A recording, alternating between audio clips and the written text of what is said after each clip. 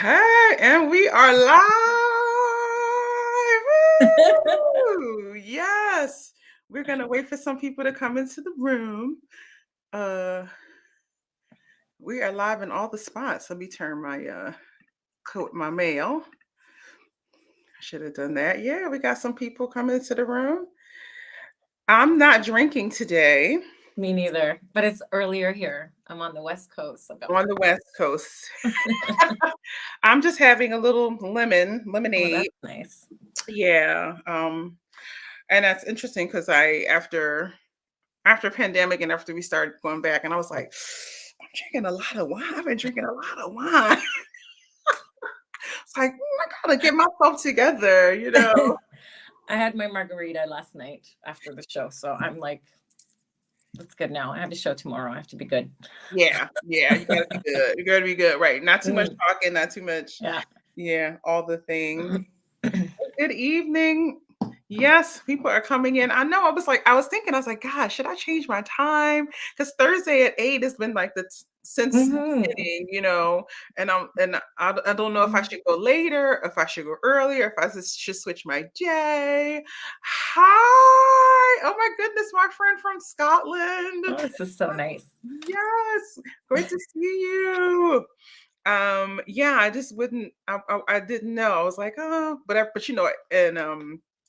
in America, Thursday at 8 is like the hour where you do where the Cosby Show. That's why we picked it, because Thursday at 8 was the hour that everybody, in America would stop and watch Cosby Show. hmm So that's kind of like my friends like you have to do 8 o'clock on I Thursday. feel honored. I love it. Oh, oh, oh.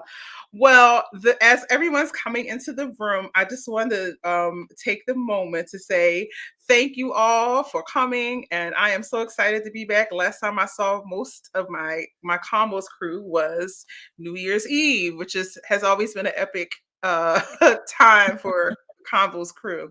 But I was fortunate enough during the that New Year's Eve episode to have a guest, Sam Martin, come on, who is the artistic director for Cincinnati Song Initiative, a wonderful organization that does amazing work. I have been a fan of theirs since, I guess, around pandemic, when everybody was doing all the virtual offerings. And so I've been following them and just loving all the content that they do, all the podcasts. And he reached out to me to collaborate with combos, and I told him, I said, I never had any sponsorships. I did all of combos during all of pandemic, all on my own. And, there was no um, house or theater organization, whatever, supporting, but it was just our little combos crew. So I just want to take the minute to say thank you, Sam, for inviting Kiki Combos and the Combos crew onto your platform. And I'll just say a little brief thing about Cincinnati Song Initiative.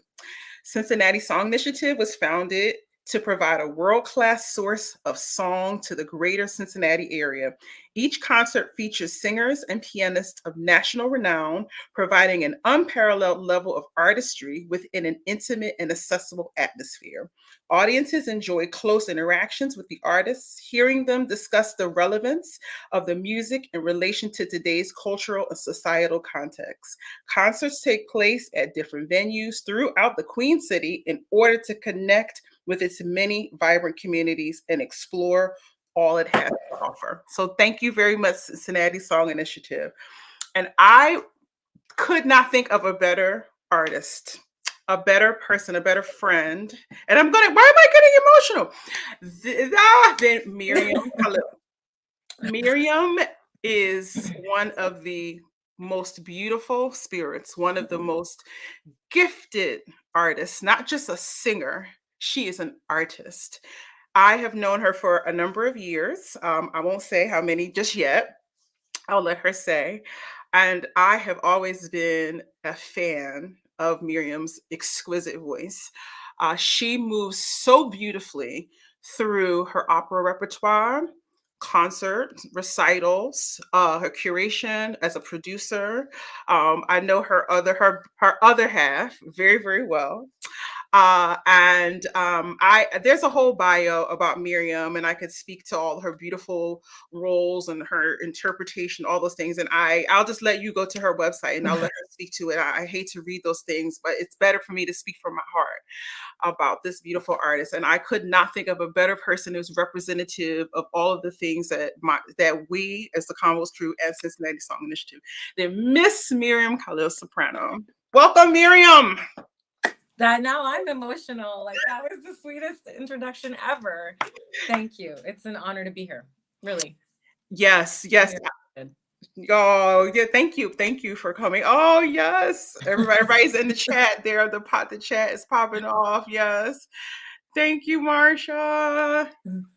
Thank you.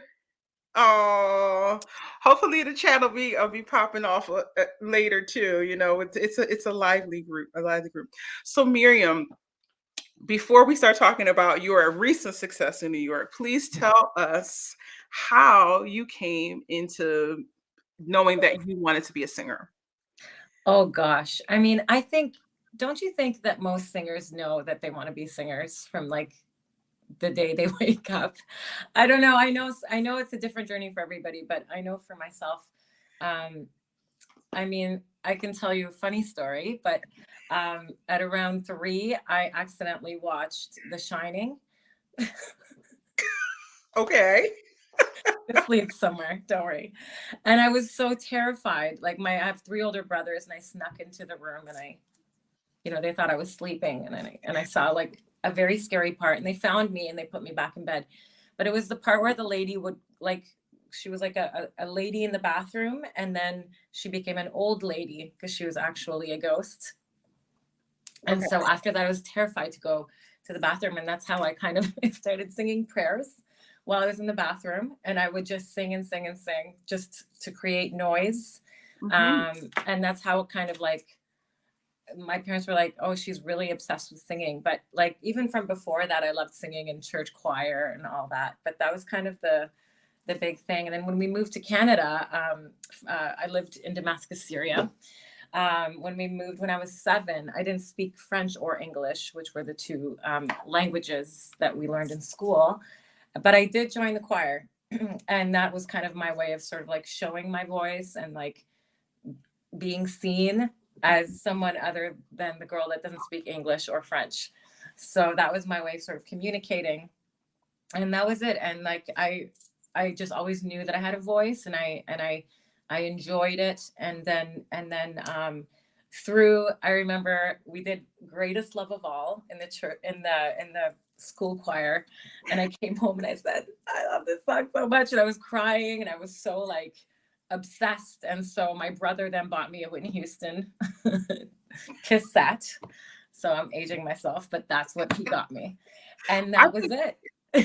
That was it. Listen, that was my high school audition, was The Greatest Love of All. Oh my gosh. I mean, is there a better song? I don't think so. Well, One Moment in Time, that was another one. And then I Will Always Love You, Yeah. The things that we used to sing as kids, it's like, yeah. We didn't even know what we were saying. Like, oh my goodness. Yeah. So you say your family came to Canada from Syria. Mm-hmm. So you talk a little bit about your background? Yeah. I mean, we're Lebanese, but we lived in Syria. And my dad worked in Syria, and that was where our family was, or a majority of our family was, between Syria and Lebanon, was most of our family. And then my mom had her brothers and her sister lived in Ottawa, Canada. Yeah. And so my dad came to Canada in 83 and just checked it out to see what the situation was. And he came back, he's like, it's too cold. Yeah. Yeah, I would think he would think it was way too cold. Yeah.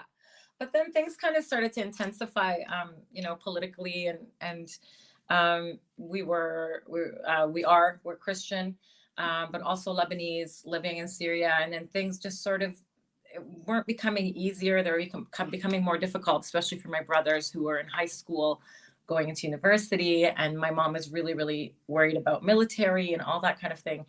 So she just said, I think we need to sort of think about moving. And so my dad in 87 put in the papers, and immediately we came back, they came back and said, yes, you can immigrate. And so we moved to Ottawa. And, for me, it's interesting because I feel like I was very young, in the sense that I don't have a lot of memories from Damascus, but my brothers who were in their teens, I think it really affected them a lot more than it did with me. Because for me, it was almost like a rebirth, like kind of like this, you start brand new. And I remember not speaking English, and I remember then speaking English, but that in between thing, I don't really remember very much. And my brothers definitely remember every aspect of that, and moving away from friends and loved ones, which was difficult, but yeah. Yeah, I'm of course. I mean, we oftentimes don't hear many stories from that part of the world. We hear a lot of immigrant stories from Asia, Mhm. or immigrant stories, from, parts of Europe. But, in the, that part of the world, you just don't hear it. And that colors so much of the art that you make. 1,000 infinite percent. I cannot mirror that more. It created, I mean, we'll get into it, but I think as I move through my kind of journey artistically, if I do not go back and acknowledge that part of my life, I don't think I would be the artist I am now. Because ignoring that is ignoring a whole part of not just my identity, but my musical voice, which is, where it all started, and that's the sounds and all the things that were kind of influencing me at that age continued to influence me, because my parents didn't stop listening to Arabic music when we came to Canada. You know what I mean? Right. So it was my whole life. And then entrenched in the church, the Byzantium chant tradition that was directly kind of linked to my Arabic heritage was very much part of my upbringing up until I was, in my 20s. So Yeah. mhm. Wow. That is that's beautiful. And I want you to Mhm. talk more about that in your music. So when was the first time that you discovered that you had your voice? Ooh. So I don't know if my first public kind of uh singing time was at my first communion, and I have a video of that. And and I, um, and I remember back in Syria. This is gonna sound so, oh my gosh, you're gonna know so much about me. I was That's the point. That's the point. We want the world to get to know you and then follow you and come yeah, hear you sing every time you sing. So I remember being probably about 3 or 4, Mhm. and I turning to the girl next to me and saying, "Tell the teacher you want to hear me sing this song." You said that? Yeah. Hey, tell her you want to hear me sing this. And don't tell her I told you. Tell her you want me to sing that song. And so I think from a really young age, I really just love to perform. And that was my way of being I'm special. Mhm. Um, and, I think that kind of moved through knowing that kind of set me apart from other people. That was my talent. That was my way of sort of being seen, to as you kind of grow as an artist, you realize that there's so much more than just the voice and what you have to say as well. But I think, yeah, at the age of 3, 4, I was already I'm good. And you all need to know it. I'm a legend already and I'm 4. But I think you were asking later, right? You're asking about later. Sorry. Yeah, yeah.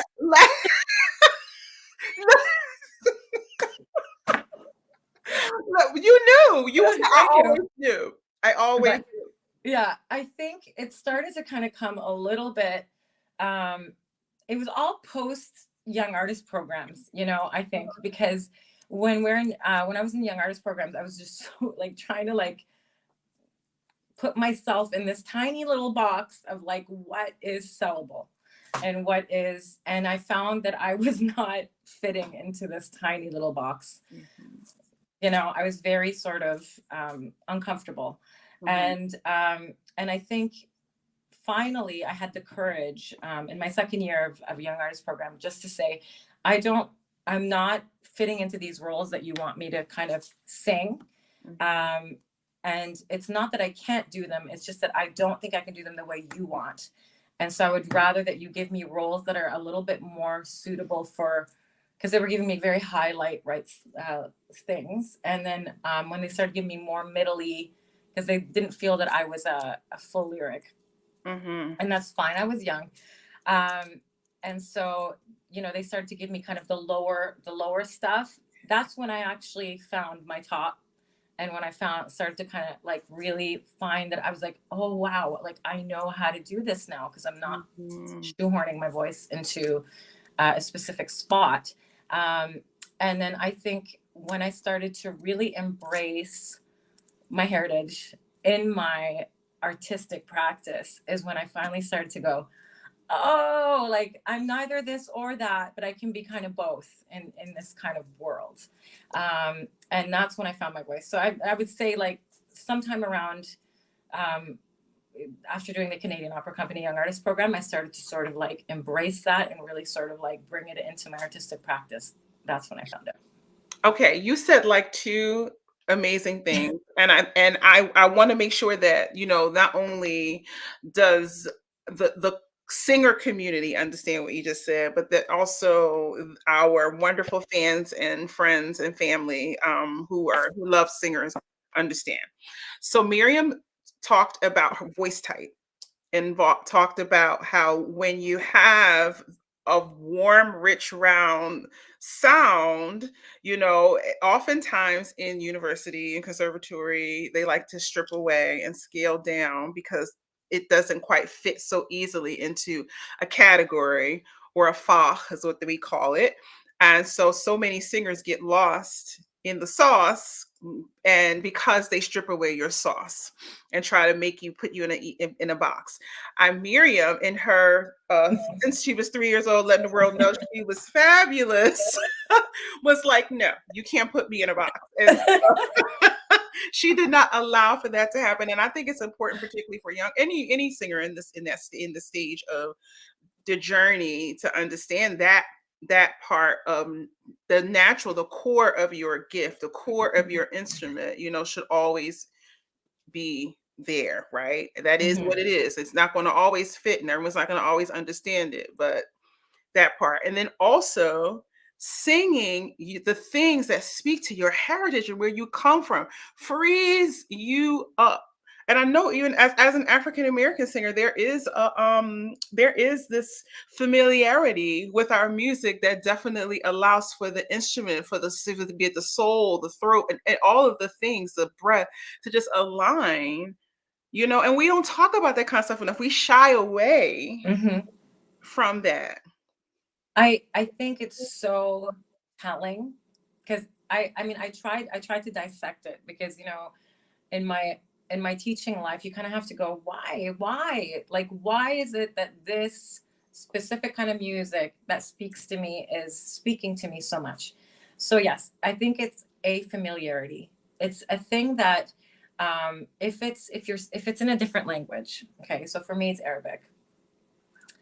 If it's in Arabic, it's a language that I was born speaking. So I don't have to think about how do I make that sound, right? And how is that? It comes out, right? Mhm. So there's that. And then there's the thing that I've heard that music my entire life, right? Yeah. So those three things combined, make it so that you do not have to think about how to express it or it just flows out. And so you go, how do I take that and put it on a song that I don't know as well, Mhm. right? Or an opera roll Or an or opera aria. roll. Yeah. And it comes down to, and this is, maybe, but it comes down to knowing it like it was your native tongue and finding enough familiarity that it becomes something that flows through you like that. And until you have that, you're not going to be as comfortable as you are in your actual material. And that's why it takes so much longer in things that are not specifically things that you grew up with, right? So, and that's why I think, like, for young artists, I say, do that. Use that as an example of how well you need to know it and how well it needs to be kind of coming out of you in a way that it feels like you were born singing that thing. Yes. Yeah. And yeah, yes, yes. And that is the core. That is the essence Yeah. of that is the bel canto, right? That is the technique. That's the technique, That is because the technique. technique is a thing that we shouldn't be like, you know, I mean, when we're in trouble, yes, absolutely. but but when things are going well, they're going well because you're just breathing life into the text and breathing life into the style, right? Yes, absolutely. Absolutely. I'm gonna open up the chat. Hey Eve, do you know Eve Ah, yes, Giuliani? I do. Hi, Hi, Eve, Eve. my sister from I love Eve. You know, Eve and I go way back to like when we were like 17. Uh, no, sorry, not 17, not that young. 20, I think 20. So, and I'm 22 right now, so you know, it's I've yeah, 2 years. you know. I Yes, met hi. I Would you met say, Eve in France in an audition, and then oh, like, she's so sweet. I was like, wow, I love you. I don't know you very well, but you're awesome. oh no, she's one of the good ones and a fabulous singer. Yes. Fabulous. Hi, Greg. And look who's here. Look who's here. Jarrell. Thank you, Jarrell. We have to have the show. I call him the show. Come on. Yes. Hi. Hi, Emma. His beautiful. Oh my goodness. Hi, James. How are you? Yes. Yes, Martin. This is my our one of the Big Combos crew fans. He's in Scotland and he comes every time. He stays up. That's amazing. Yes. I missed you. Hi, Mark. I'll see you soon. Mark Markham. Yes. You a whole lot. He's a mess. Anyway, the chat can get quite lively. I don't know what's going on in on YouTube. So but anyway, Miriam, that is beautiful. Yes, yes, yes. We need more of all of those things. And when you teach, how do you have those kind of conversations with your singers? I talk a lot about like familiarity and like knowing, because it's like, you know, they come in, they have to know their translations. You remember, you have to know Yeah. your translations, your IPA, you have to have done all that preliminary work. Mhm. But if I ask you what the meaning is and you have to go, then it's not familiar, right? Mhm. Then you're not singing the meaning. You're singing a sound, and you might as well be on your favorite vowel or Yes. that Right, right, is. exactly. Like, so I do talk about that, the importance of knowing it so well Mhm. that you're in the moment of making the music rather than making, it's just so, and it's so important. I think it's we all talk about it, we all think about it, but and I know I'm guilty of it too, when you have to do like a quick study roll, and getting all that information in there. And I can tell when I have not done that work, because I'm just like so worried about what it sounds like rather than it Yes. kind of like pouring out. And, Absolutely. Yeah. yeah, and all the colors being there. Absolutely. It's always that like one page or that one or two phrases where you're just like where you're in it and then all of a sudden you're like that's why I tell people that I mentor. I don't have really students technically, but I'm like, it will always tell on you. It will always tell on you. I would say when you take the consonants out of the phrase and and you just do vowels, it'll always tell on you. And Yep. also when you are not connected to whatever, because when you're so connected, Yeah. you're there, and when you're not, it exposes you. So yes, look who's here. Hi, Martin. Hi, Martin. How are you? Yes. Thank you, Greg. You know, it's a every day. The hair could be something different every day. Yes. I wanted to go back and say I didn't get to say hello to my friend James Anthony. We go way back to like 13. So we go way, way, way, That's so way back. I funny. don't know if he's still here or not. This is pre Karen Slack Soprano and all that kind of stuff.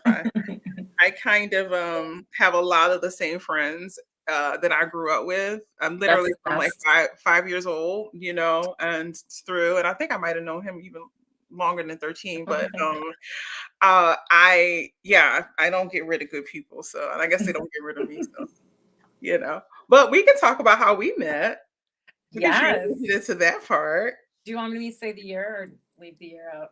We good? Go for it. We met at Ravinia in 2008. Crazy, right? And I remember being the only Canadian at that program. That's what I remember.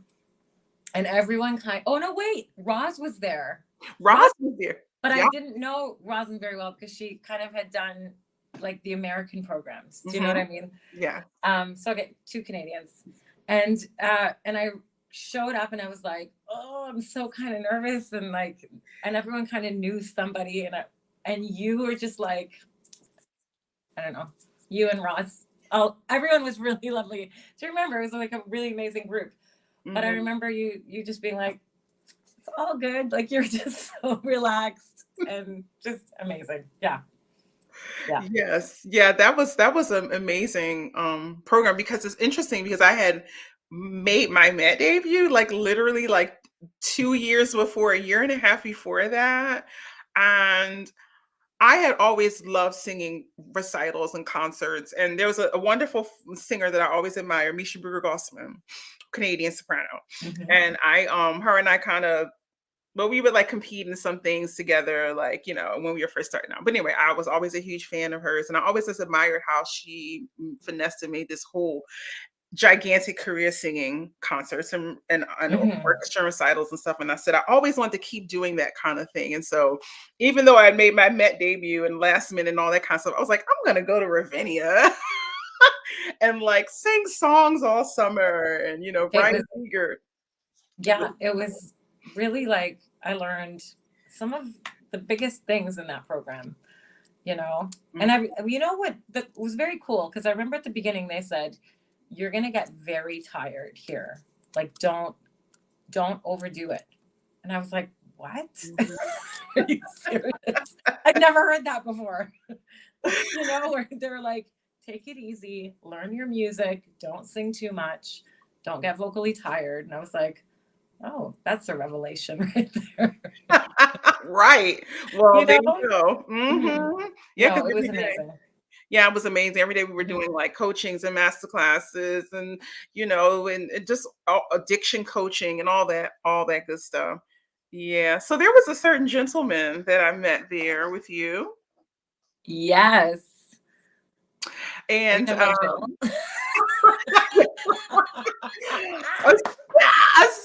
a certain scruffy looking, kind of shy guy that was with this beautiful soprano.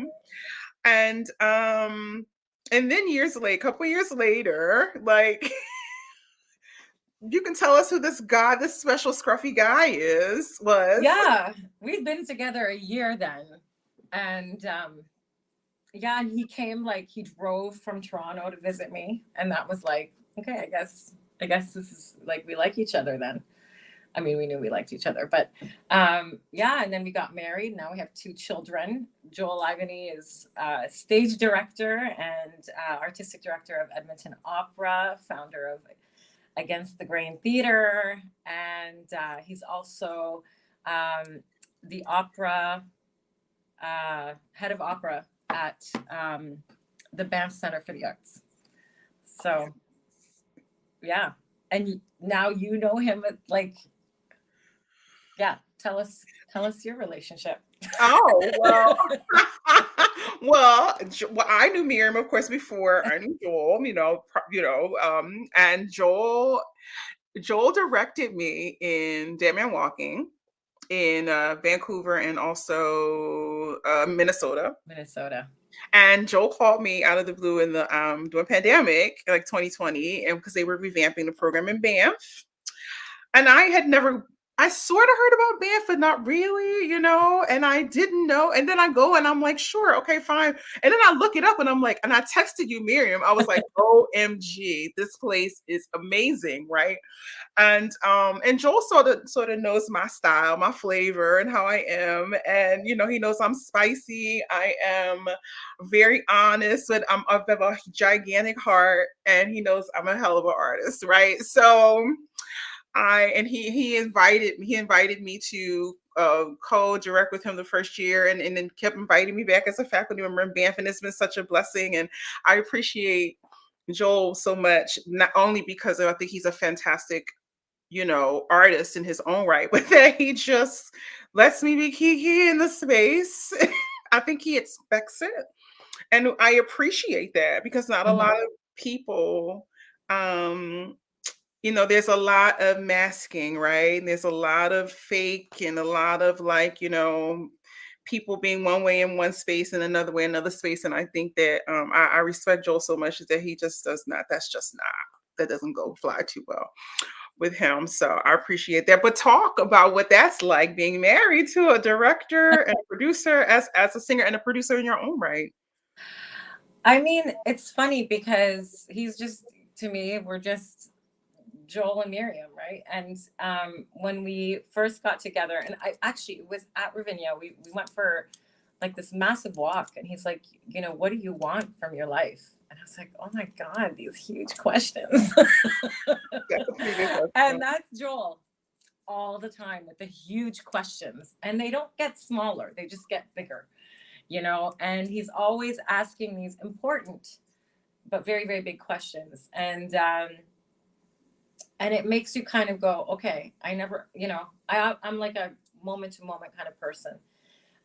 So for somebody to ask me a question about what I want from my life, like, I'm just like, I just want to sing. And he's like, that's, you have to be more specific. Yeah. And so that's what it's like being married to Joel. It's always being very specific, and sort of understanding why you do a certain thing. And I think in a way, like, I've grown not just as a singer, but as a human, because you do things with intention, and it's not just like by accident that things happen.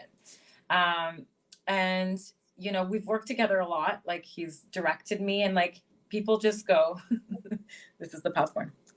Because I'm very mouthy when apparently.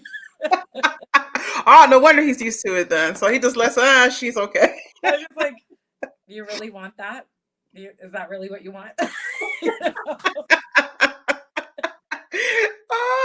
And he's like, Yeah. yeah.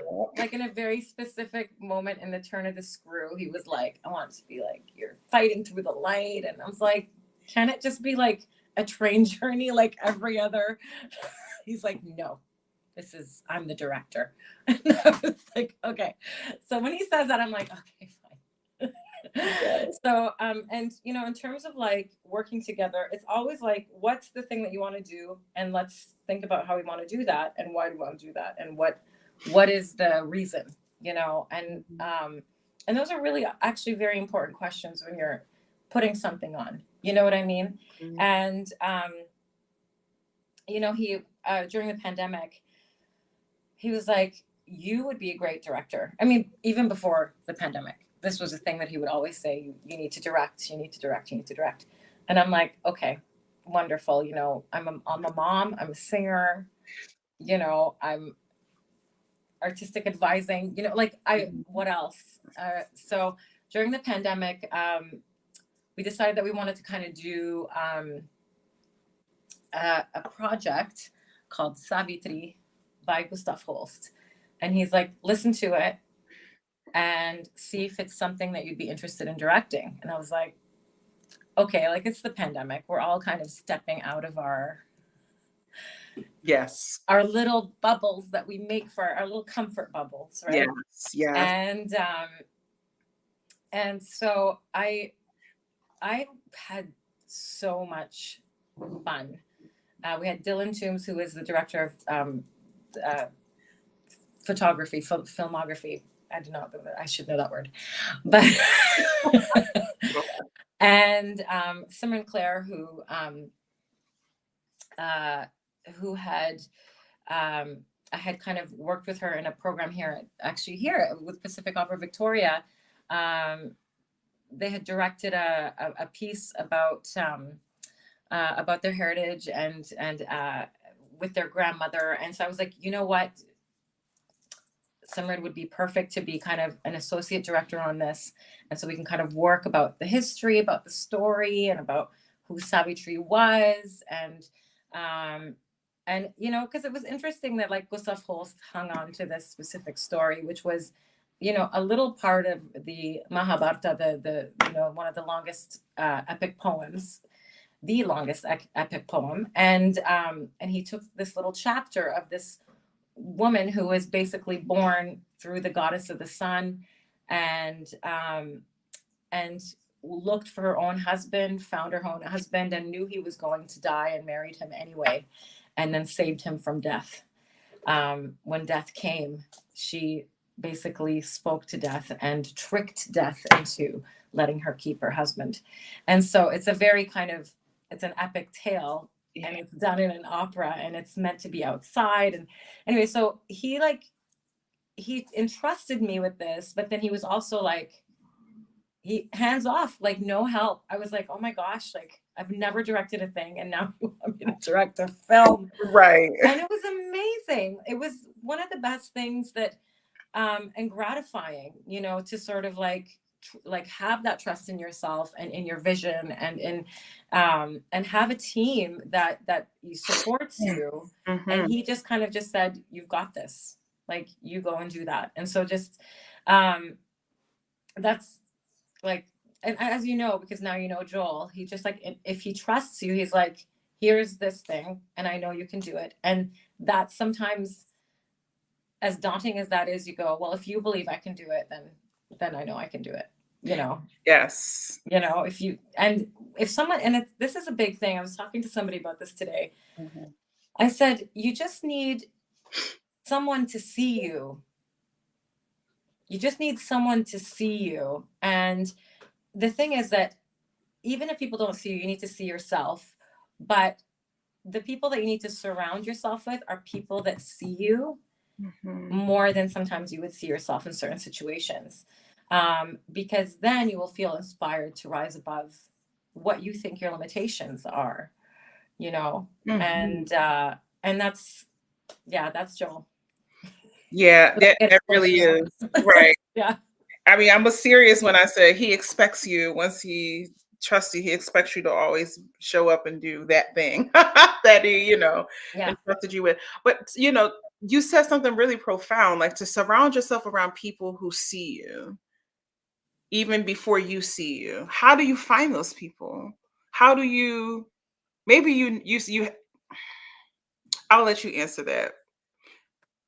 I think sometimes we push that away, you know, we can kind of go, that makes me uncomfortable.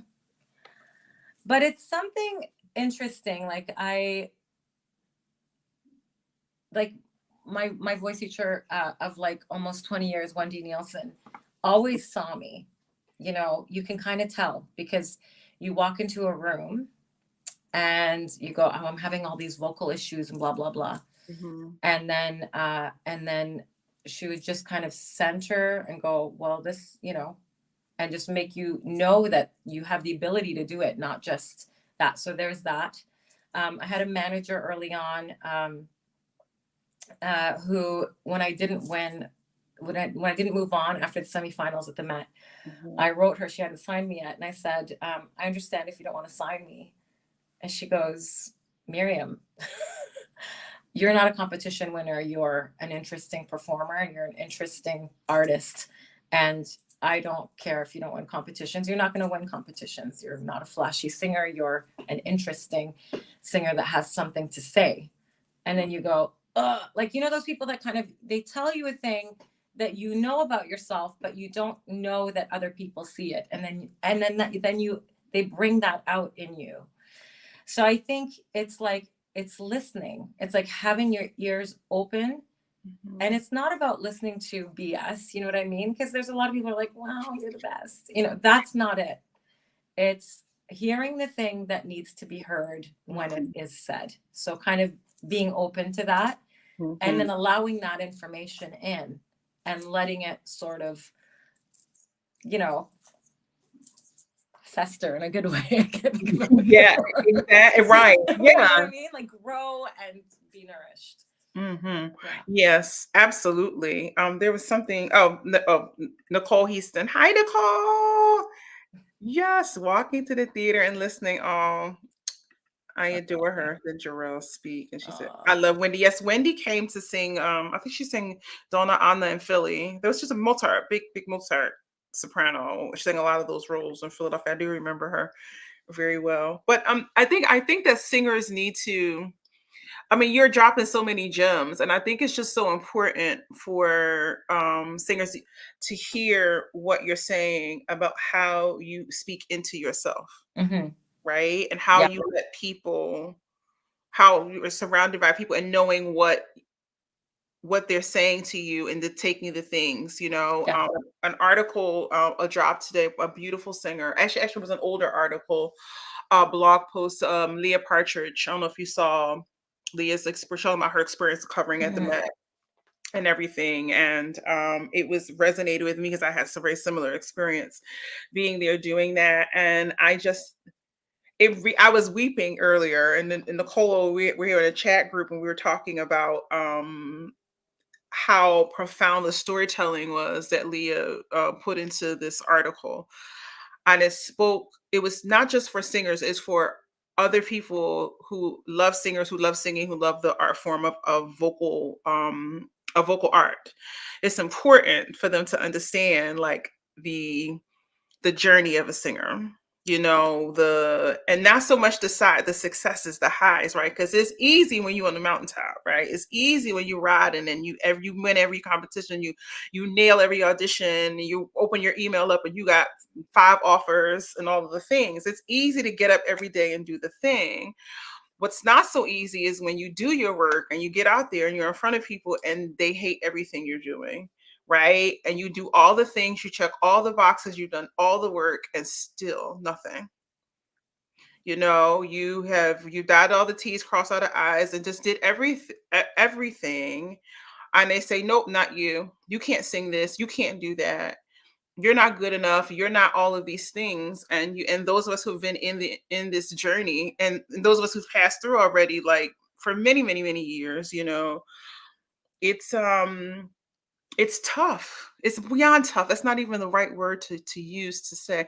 But how do you keep going? How do you keep pushing through? How do you keep every day meeting the challenge? It is so hard. Like I have cried so much in my earlier days.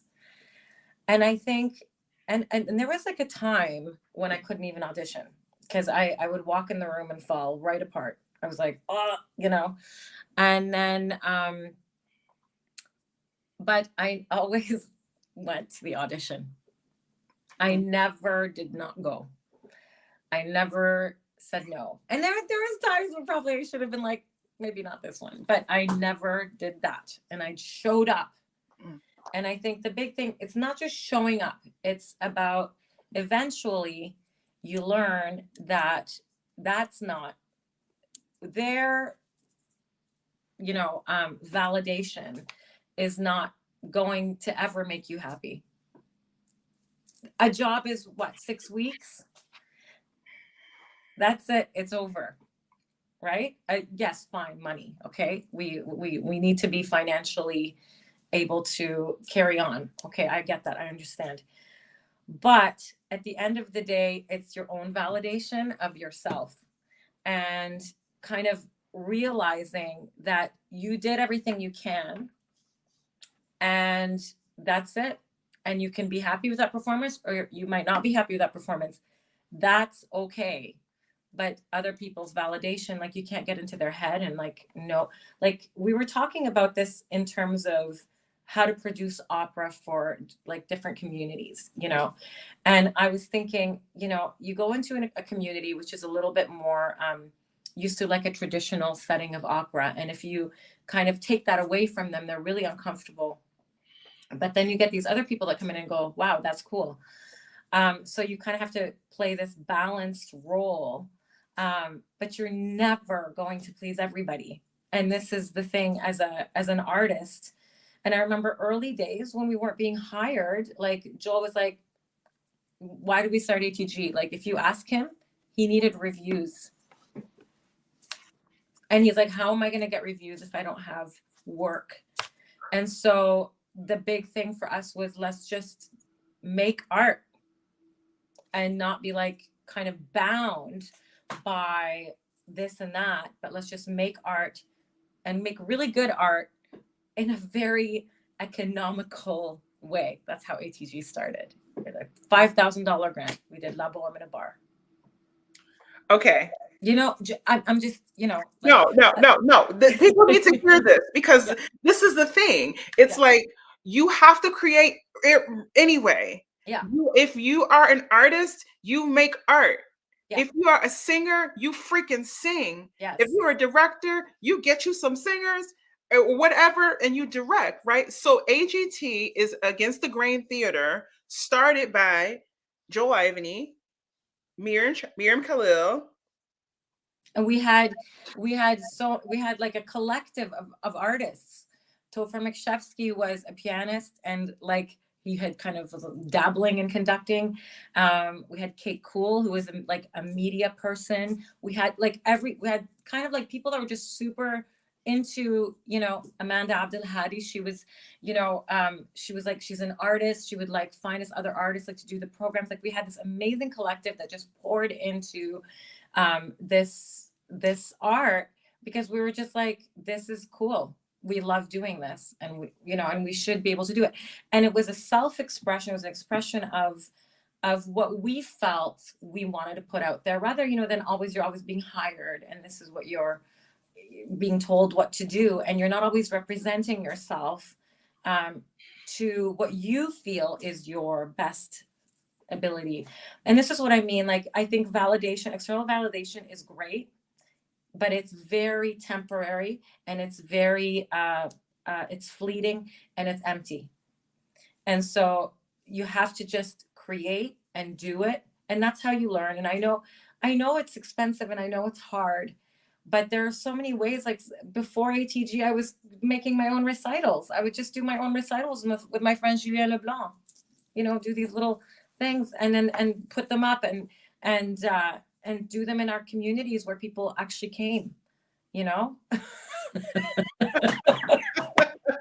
But you know what I mean? Like you want to do it, you just have to do it. And I think you find ways in your own ability to do it. And I know it's not easy, but that's where the validation comes from, because then you kind of realize, well, you know, and that's how I kind of started singing Arabic songs. I would do traditional repertoire and then do an encore in Arabic. And then people were like, that Arabic song though.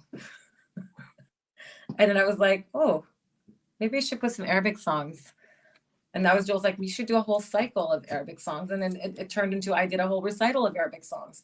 And these are not traditionally classical songs, but if you arrange them in a way, you can make them classical. And some of them are very classical in nature. So like, these are all things that you kind of, you find your interest and you pour into it. And I think then the validation is more about, am I happy with what I did and how can I get better, rather than it being external? Because I think that's fleeting. You're never going to make everybody happy. It's so exhausting. And in terms of like getting work, I always would ask for feedback, and I always did it like in a really nice way. Like I didn't contact the company directly. I would like tell my manager, what you were sitting on that audition, what happened, what did they say, or what did you think? And I would always get feedback like, oh, you know, you're great, we just want to wait, or you know, the top or the bottom or whatever it is of her voice is not what we're looking for. There's not enough cut, whatever it is. And then you go, okay, I'm going to go work on that, because that's constructive, right? That's not personal. And when it becomes personal, then you go, no, thanks. Like that's none of my business, and that's none of your business, right? Like, we just didn't like her energy. Okay, great. Wonderful. I've not gotten that though. Right, right. Well, it's always the great, and then they, Hmm. behind the scenes, they say whatever, Yeah. Yeah, it's just I think that we don't share how you manage and how you do things enough, within our own circle, right? And in Yeah. our own community as our singers, we just see other people do it and go, I wish I want, I want you, I want. And so yeah, he started with a $5,000 grant and it became a whole company. And and now it's moved on and it's grown, and you built it, and someone else takes that baby Yeah. and takes it to the next phase of its Yeah. life, right? But yeah, creating your own opportunity so you can get your own dang on reviews, like not waiting around for people to validate you, to give you the opportunity. And that is so important for the 21st century artist and opera singer. I know Joel, that's so much about Hmm. program is training singers for the 21st century. And and because there will be less opportunities to perform in larger houses and larger spaces, everyone knows all the seasons are being cut back, and things, there's not a lot of funding. You must get comfortable. Yeah, it's hard, but that's part of the job. It's hard to learn the whole ass opera too. Yeah. It's hard to learn the whole recital full of new music that you've never even heard. Yeah. But that's the job. And it doesn't get easier, but you sort of like well, like the rejection, you start to go, okay, this is it's kind of like part of our job, and you just have to know your process in getting over it and not letting it kind of scar you or take anything away. Mm. And I think that was the big thing. My big takeaway is when I didn't sing a good audition, I would cry it out and then be like, okay, let's go back and see how I can fix that and make it better for the next time. Always using it as a tool, like a stepping stool to actually get better, Yes, um that's and it. it's not about getting better because I want to be hired, but it's getting better just so that I can feel good in the room when I'm doing the thing. Yeah. Yeah. Yes, for you, Yeah. not for them, not for Yeah. for you, exactly. And Hmm. not for you in an ego way, but just for you to heal yourself, to renew yourself, to rinasce, to revive, Yeah. But like, how are you gonna have the courage to say something if you're so worried about what people are thinking? Yes. Like the courage that you have to sort of actually make a statement with the music that you're singing, Mhm. if you're so worried about what people think, because Right. everybody's on a different side. Everybody has you're bringing in their experiences. You can't you have to bring yourself into Mhm. the space, and you can't Fully. do that if you're too busy pleasing. Mm. I hope y'all writing that down. Dream roles. What's your dream role? Oh my gosh. Oh, that's hard. I'm singing one right now. Margarita Shirbu. Um, Please tell but us. Salva Golijov in Aina Damar. Oh, hey, mama. So that must be Sammy or Emil. Somebody saying hello to me. Yeah. Yeah. Oh. um, and I think, you know, mm, Tatiana and Eugene again is one. I would love to do Ellen Orford in Peter Grimes as one. Would be, I just like, I mean, Benjamin Britten. I just, everything about him and Mhm. how he wrote and why he wrote, and just like push society in a direction.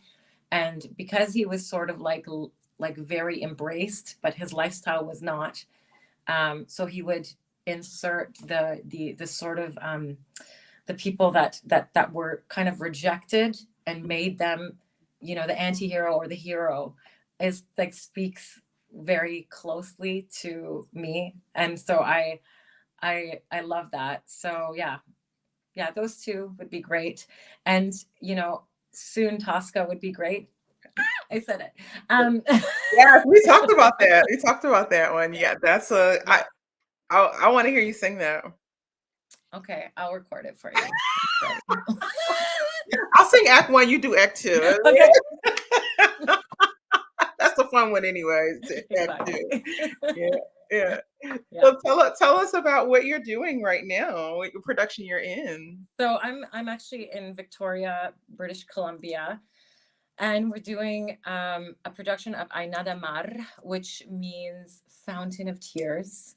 And I play Margarita Shirgu. She was a very famous actress, um, and and she was very closely associated with Federico Lorca, who was a very famous Spanish poet who died at 38 for his socialist views. Mm. So, I mean, it's kind of unknown because he disappeared. He was also he was gay, and so they don't know if he disappeared because he was gay or because his writing was pushing the against the current movement at that time, the Franco movement, which was very oppressive. Mm-hmm. So, and she performed a lot of his plays, but specifically a piece called Mariana Pineda, who was also martyred because she was also a socialist in her time. Yeah. Wow. So it's a very and Osvaldo Golijov's music is like flamenco. And in this specific piece, he takes Spanish music, flamenco. There's even some Egyptian melody put in through there. And he just loves to sort of mix electronic music. And like he takes at one point, like shooting, like the sound of a gunshot. Uh-huh. And he turns it into the rhythm of the piece, which then becomes a flamenco rhythm. It's like, it's so good. Wow. And it's different images. So it's like, it's not linear, but you're kind of seeing it through Margarita's eyes because Lorca obviously has passed away and it's before she dies. So she's kind of having these visions and these sort of apparitions of Lorca coming in, and she's reliving really, really big moments in their relationship. That's fantastic. Yeah.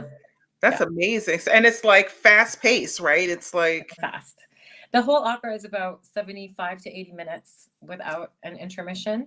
And it's incredibly moving. You know, you're watching not just the relationship, but when he is arrested, and we have like a flamenco singer, and he's sort of like the bad guy. And he's always like, arrest him. He's done more harm with his pen than some have done with their actions, and just throwing slurs at him through flamenco singing is just incredible. And that's mixed in with classical opera. So it's just really, really incredible. And like the most moving scene is the confession, you know, when Lorca is confessing to God, and it's like before he dies and gets taken away. And it's like these things are happening. There is not a moment in time when these things are not happening. And so it's really hard not to pull it into the now and empathize with what is going on. Different players, but it's always the same. And that's so breaking. Yeah. Yeah. Yeah. It's important for those stories to continue to be told. Yes. You Yeah. know, this whole idea of the canon and what it means, you know, what the canon means and the problematic and all the stuff. But, you know, Ben, he's asked artistic directors what composers they would program. Yeah. If Britain, yeah, and Yeah. Massenet, yeah. We Yeah. gotta yeah, we gotta get those and maybe, you know, a lot of people are taking risks on those things. I know it's hard to say in this economy, but people still love great music and great singing and great art, you know. I think storytelling is huge, and I think we can lean into that more. You know, people are it's hard because after the pandemic, I find like attention spans are also shorter. And so like how do you attend to that? People don't really want an intermission anymore. They kind of want Straight through. and out. Yeah. And I think it's but if the story is interesting, do you know what I mean? It is the music 100%, but I think the story is very, very, and how we tell the stories is very much part of. And if we kind of open it up to maybe how different people tell the stories, Mm-hmm. so that we can see it through a different lens. That was Yes. the thing. Absolutely, especially people that we don't know well, if it's a someone that we not just don't know well, but a person, a community, whatever, and this you're seeing and you're hearing and experiencing something completely different. You do want to come back and intermission of how how it ends, Yeah. but maybe not how that particular person or artist tells the story. So that's I love that you said that. That you said that. What are you most looking forward to coming up? I'm also doing Ire, which is Osvaldo's song cycle. I'm doing that at Edmonton Opera, and we staged it in 2016 and turned it into an album. Like we did the live recording, and it's very cool because it's in 5 languages: Oh, Hebrew, wow. Arabic, Spanish, Sardinian, and Ladino. And it's very interesting because he interweaves a Palestinian poem with a Hebrew prayer in one Wow. of the pieces. And he takes 2 pieces from a Byzantium Easter Mass where Mary's singing to Jesus. And so those are in Arabic Mhm. because that was the original language. Mhm. And then he takes Sephardic lullabies and weaves those through. And then the Sardinian piece is actually a protest piece. So it's like all these different factors, one going into the other. And it's really a piece about, well, it's about unity, but when he wrote it, he took all the cultures that coexisted in the south of Spain in the 1400s Mhm. before the Jews and the Muslims and everybody were exiled.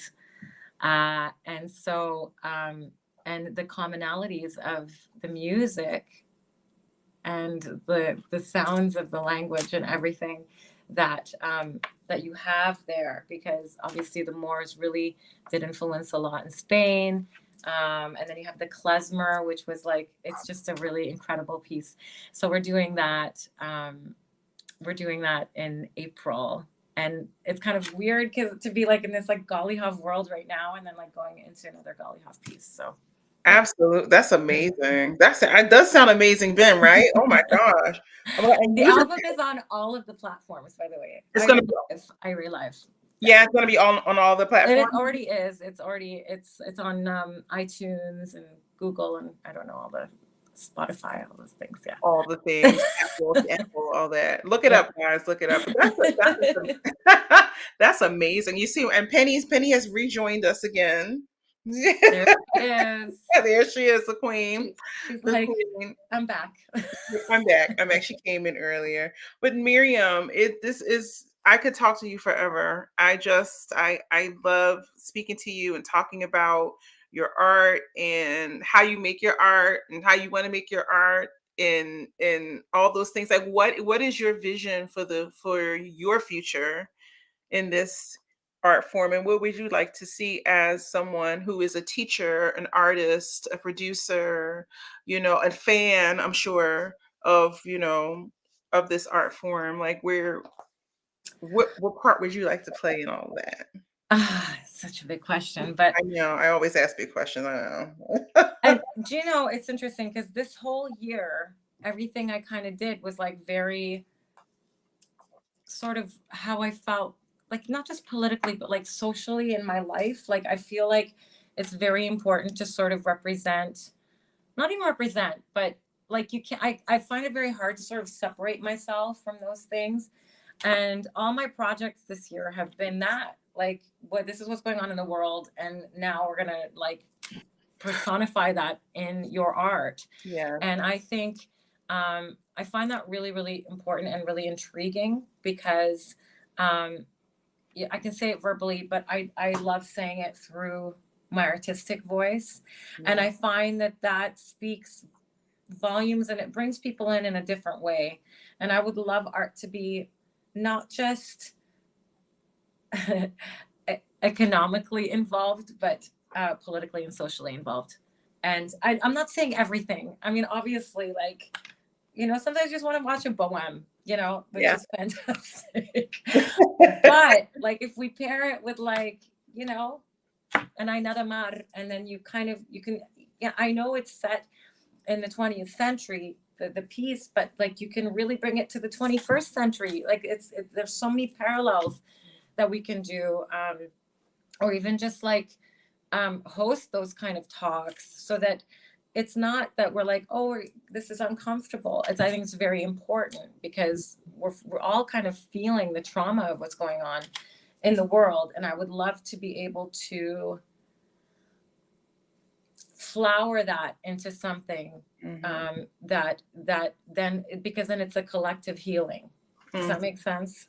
Yeah, it does. Big answer, but I know it's a big question. And I those are the kinds of projects that I would love to kind of keep leaning into, as well as like the Bohèmes and the Toscas, obviously. But that's the thing where I'd love to kind of keep leaning into, because I think it speaks volumes to how I feel and how I'd like my family to sort of like understand the world as well.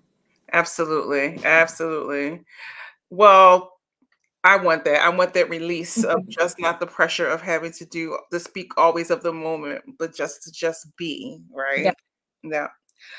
All right. Couple fun questions. Favorite food. Okay. This one's long. Grape leaves, the Lebanese ones that my mom makes. Grape leaves, rice meat, cooked in lemon and garlic. Delicious. So mom is making them for us. I guess the Greeks call them domas, but the Lebanese, we call them yebra or wara arish. Yebra or wara, which means paper. Arish is grape. Wara arish. Yeah. Ah, okay. Wara arish. Or vine paper. Well, I like wara arish. That sounds better. Yeah. Yes. You said it perfectly. It's a hard one. Because in Philly we say water. It's water. Water ice. Water arish. There you go. Yes. I said it right. Yes, exactly. I'm multicultural, Miriam. Get with it. Favorite color? Turquoise. Really? Yeah. That's kind of like, okay, yeah. I know it's or green. If you want me to really be very specific. Turquoise. No, I love turquoise. That's beautiful. Yeah. What's your favorite curse word? I don't know if I can say that. Don't say it. It's in Arabic anyway.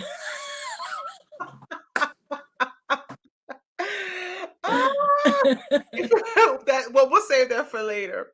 Okay. If you were not an artist, a singer, what would you be? A teacher, and I am that. I love teaching. Yeah.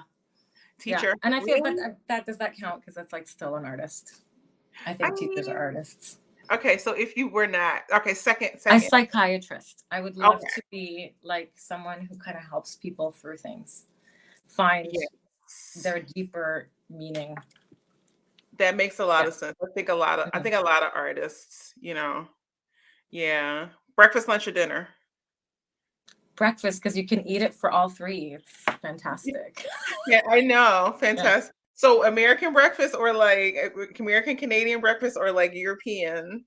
No, American. Yeah, like American. Today I had chorizo and like sunny side up eggs, and I was like, exactly. Yeah. All day. Yeah. Oily, salty, sugary, like all the things. Your favorite season? Oh, fall and spring are kind of, I would say fall. Yeah. Yeah. Fall. Yeah. Me too. That's why we're kindred spirits. If you had one wish, and we're going to end on this, what would it be? I mean, world peace, but. Okay, Miss America.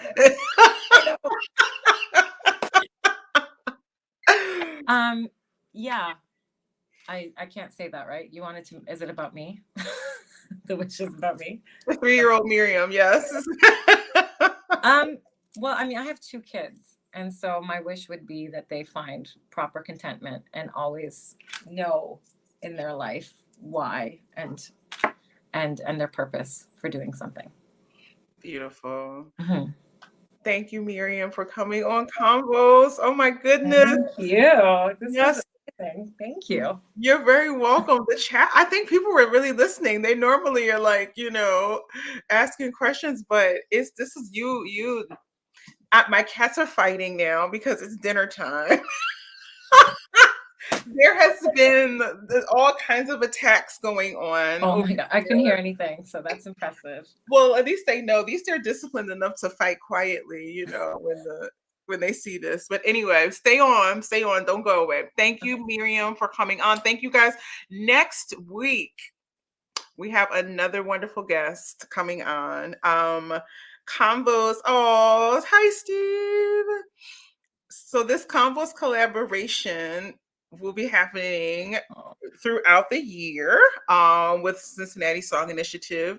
Please follow, like, subscribe to Cincinnati Song Initiative, to Kiki Combos, to Karen Sax Soprano, to Miriam Khalil, who has a beautiful Instagram and Facebook. Follow her. Go hear her sing and perform. Come up to Banff and see all the amazing things we'll be doing this summer. And Banff, maybe Joel come on and talk about all his amazing things. That would be wonderful. Yes. So now that we're out of pandemic now, it's like I can sort of kind of like, relax a little bit and do these, I don't always feel the pressure, right, to do them. But anyway, love you all. Thanks, Miriam. I will see you all next week, same time. Look out for the next announcement of the next guest. All right. Bye. Bye.